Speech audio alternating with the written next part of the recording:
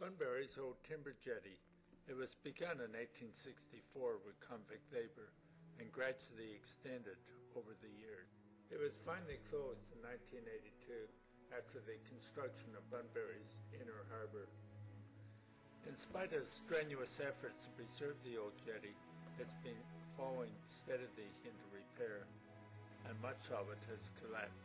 The origins of the jetty date back to a rapidly expanding agricultural and resource-based trade, beginning with timber and the development of timber mills, which led to a railway to Bunbury and to the port in 1891 and again in 1893.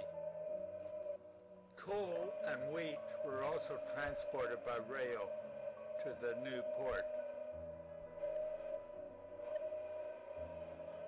During the late 1800s, the port was well serviced by sailing vessels, but following 1900, sailing vessels were replaced by prop-driven vessels.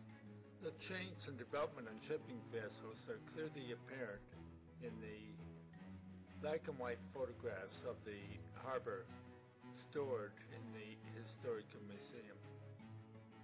It's interesting to note the continuous growth of Bunbury Port along with the development of shipping. Bunbury today is the second largest city in Western Australia with a population over 50,000 people. Bags of wheat in burlap bags await shipment from the port. Today, most wheat is handled in bulk. It's sad that in spite of strenuous efforts to raise funds and preserve the old jetty is falling into total disrepair. It's impossible even to walk on it today. Thanks for joining me on this brief historical tour about the Bunbury jetty. Have a good day. A look at the modern Bunbury Harbour. The Bunbury Lighthouse still guides ships into the harbour safely, avoiding the treacherous coastline.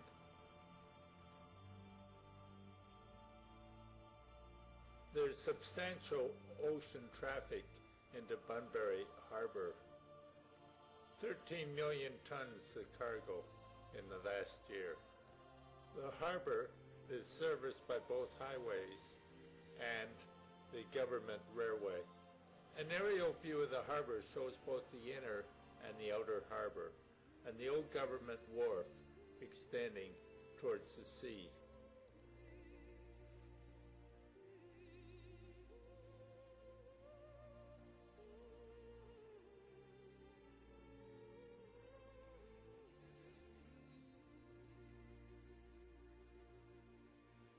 There's substantial recreational activities in the harbour, including a large yacht club and frequent sailboats.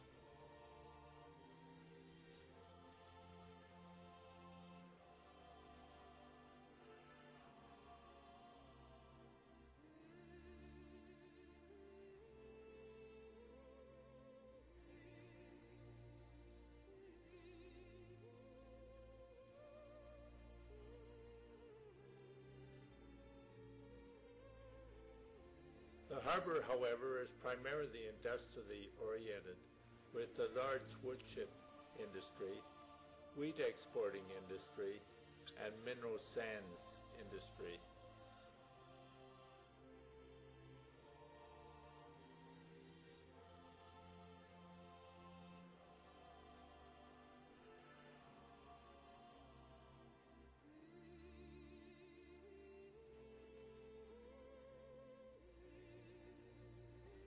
These silos are for shipping wheat, I believe.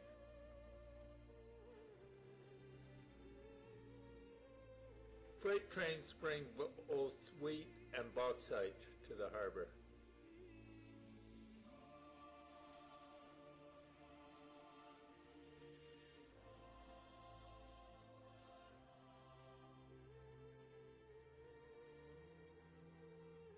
These old wheat silos are no longer used.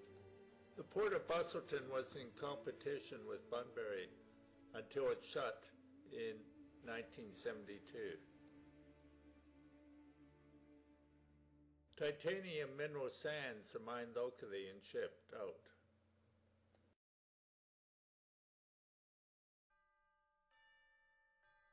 The Bunbury Power Station, the old and the modern.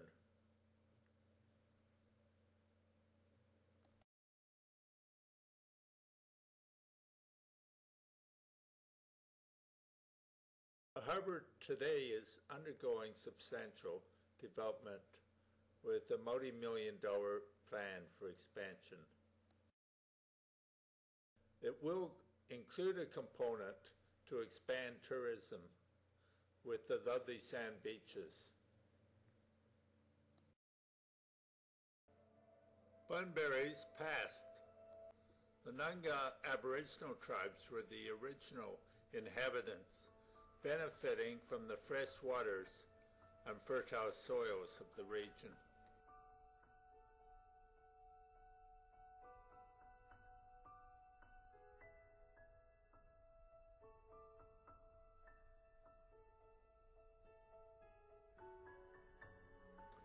Early settlers chose Bunbury as a place to live at the mouth of the Preston and Collie Rivers on a harbour known as Koombana Bay.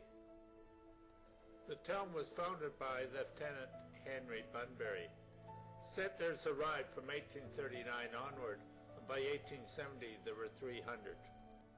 Bunbury became the centre for a timber industry, sandalwood, production of horses, and farming produce. A large jetty a quarter mile in distance was constructed. By the 1890s, Bunbury had achieved the infrastructure as a transport hub. A railway from Boyanup was opened in 1891 to transport timber. The rail connection to Perth was made in 1893. Timber mills and yards were opened near the jetty. Work started on a breakwater in 1897. Coal from nearby Collie was transported through Bunbury. By 1900, the business district and settlers' houses were looking prosperous indeed. Bunbury was the principal port of the southern district, with a large bank, money order, telegraph service, savings bank, 4 churches, and 2 schools, including Bunbury High School. There was a court, jail, and steam-powered flour mill. A wooden lighthouse showing a light for a distance of 12 miles was erected in 1870. Population had reached 3,000 people with regular visits by steamers. During the First World War, a substantial dairy industry was established with a butter factory in Bunbury. Bunbury's role as a wheat terminal was strengthened in 1937 by the construction of a large silo near the port. Ironically, on the eve of a world slump in wheat prices. Fortunately, timber prices moved upwards, and the loss of overseas supplies with the outbreak of the Second World War stimulated demand for West Australian timber. There was, however, very little local manufacture, and tourism became a major industry with visitors from the goldfields. There were many activities: boating, surfing, and fishing, and a variety of organized sports: tennis courts, golf courses, croquet, and bowling greens. In 1950, the town boasted of 7 hotels, 3 hostels, and about 20 guest houses, which offered a wide variety of accommodation. Black Beach became the best known attraction with a bathing pavilion